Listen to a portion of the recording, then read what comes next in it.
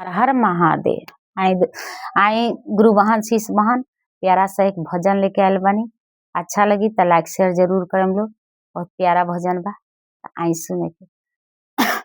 अरे दुखावा से जान घबरइहा हो, दुखावा साभा का बाटे।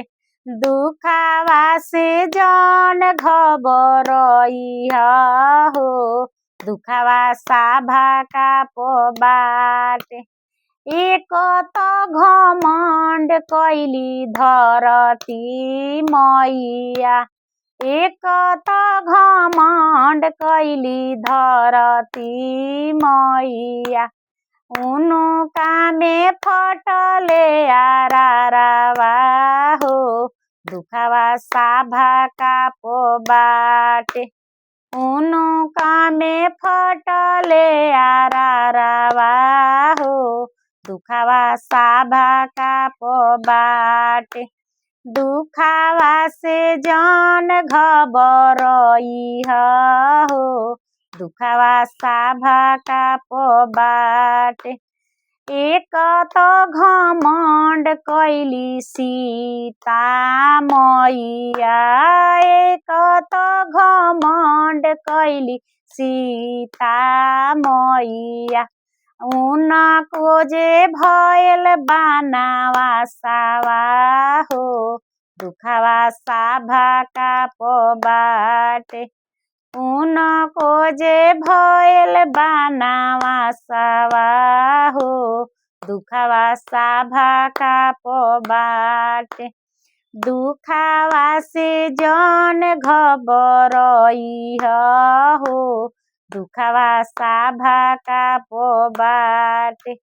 एक तो घमंड कइले सूरज भगवान, एक तो घमंड कइले सूरज भगवान।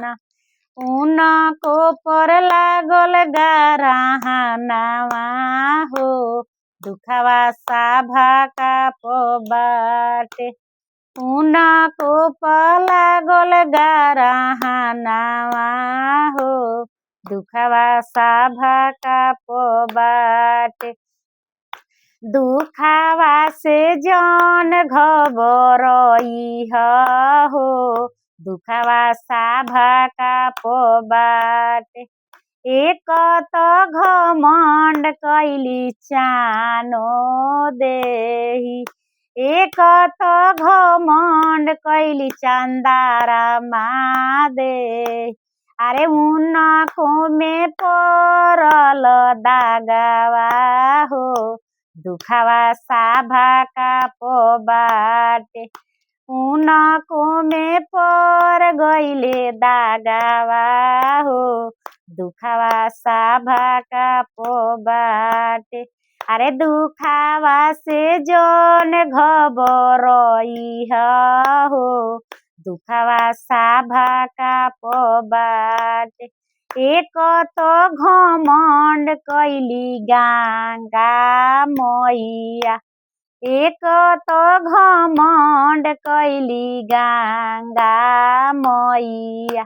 अरे उनको में पड़ले आरारवा हो, दुखावा साभा का बाटे। उनको में पड़ल बालू रेतावा हो, दुखावा साभा का बाटे। दुखावा से जान घबरइहा हो, दुखावा साभा का बाटे। दुखावा जय महादेव। हर हर महादेव।